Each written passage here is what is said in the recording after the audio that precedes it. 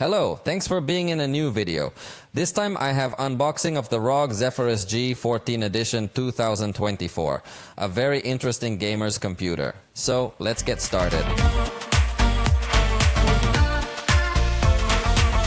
How about coming over so we can take a look at the contents of the box? It's usually not much, but let's see if there are any surprises. Next, let's take a quick look at the specs of this computer. So let's break down these seals while I tell you that this computer has an advertised price for Mexico of 36,999 pesos.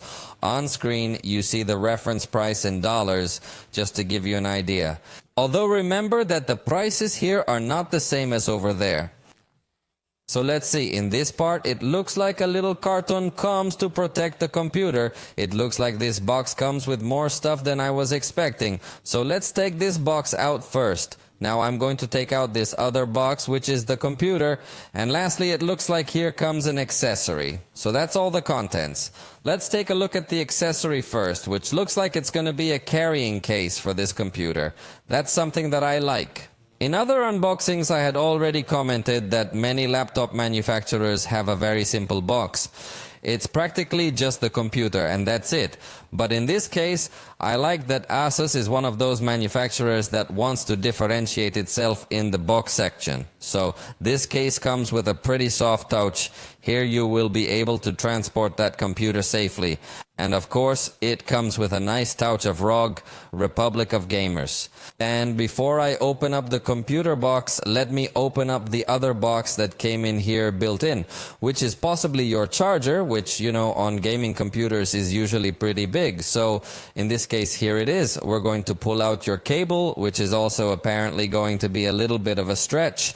So here's the charger. Pretty big. It's not that thick, but it definitely can get a lot heavier compared to traditional laptop chargers that aren't geared towards gamers. In fact, the connector is apparently a proprietary ASUS connector. So if you want the best experience, you should use this original cable. And as you notice, it comes with the cable going straight to the plug, completely separate. So we have to remove all this plastic to finally gain access. And here we have it. So it comes with the two pieces of cable on the sides. This is ideal if you don't want too much space used in the contact because the plug is as compact as possible. This power adapter gives us an output of up to about 40-80 watts. Obviously, it is not about 40-80 watts to charge the computer, but to give all that power to the processor and the graphics card when you are giving it the maximum demand. And now it's time to open this box to find the computer that looks like it's going to be super compact, but also super powerful. So we remove this plastic and finally we find it. Let's take a look at a few things that the manufacturer wants to highlight. For starters, we have ROG's Nebula display, meaning it has 120 Hz in its refresh rate. It also comes with a totally deep black color, as it has OLED technology, and having OLED technology also allows it to be a display with a lightning fast response of 0.2 milliseconds. In addition, it comes with NVIDIA optimizations. Obviously, it also has NVIDIA G-Sync, and it says here that it's AI accelerated, so I'm going to open it up and we're going to take these plastics off so we can finally take a full look at it. And honestly, I'm being impressed with the design that this computer has. It looks super nice, made out of metal, and I still had the feeling that gaming computers were too fat, too cumbersome, but in this case, honestly, it looks very well made considering all the power it's going to have. So, the look is also very premium. It also feels very premium in the hand. That highly reflective metallic diagonal also gives it a very attractive touch. Additionally, in the box comes documentation that I call the paperwork of a lifetime. Note that in addition to the proprietary ASUS connector, it can also be charged via USB-C. And I like that here is also indicated the speed of each port, so you can be sure which port is the fastest. Something curious too is that it has a micro SD card slot and also comes with a DisplayPort compatible connector, so you can connect an external monitor. Again, the computer is very nice, so let's turn it on and start doing some initial tests and I'll tell you about its specifications.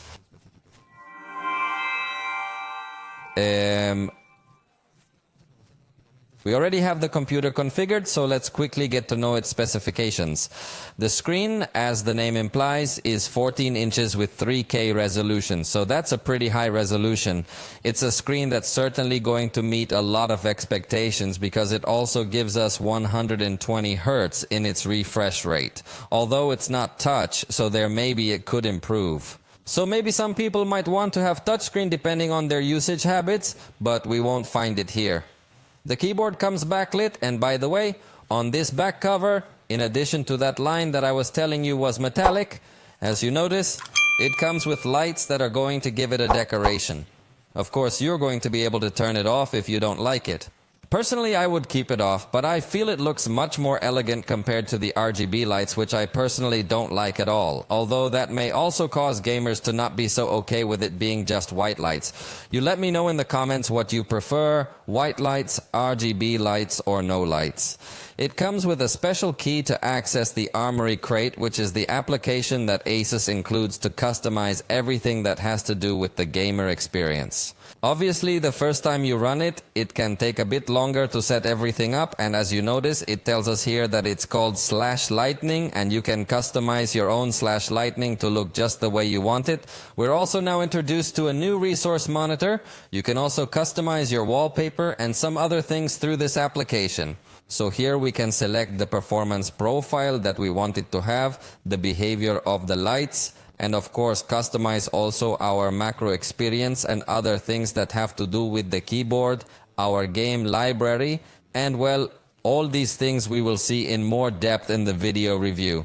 For now, let me also tell you about the processor and everything else that it has.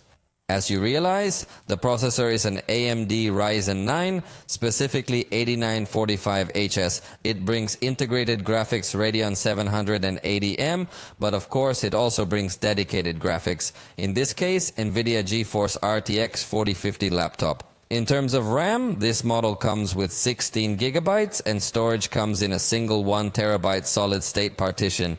So it offers us good specs. It has front-facing speakers. I really like that as well. But let's now run a benchmark test just to get a reference of the performance it can give us. I will use the same benchmark I use in all my laptop unboxings, so let's get a good idea. In this case, the computer is plugged into the power, but let me enable the maximum performance profile to see all the power it can give us. As you can see, we're going to enable ultimate mode on the GPU, although it says that a reboot is required to apply the changes. So let's restart it just to see the maximum power it can reach. That's it, it's just booted up, and we're also going to manage here in Windows Power Management that we want to choose the maximum performance profile. In fact, it was already selected, so it's set to give us the maximum possible power. At this point that just turned on, the fans are sounding a little bit louder, although they're still quiet enough to have a good experience. We're going to then run this test and come back when this test is over.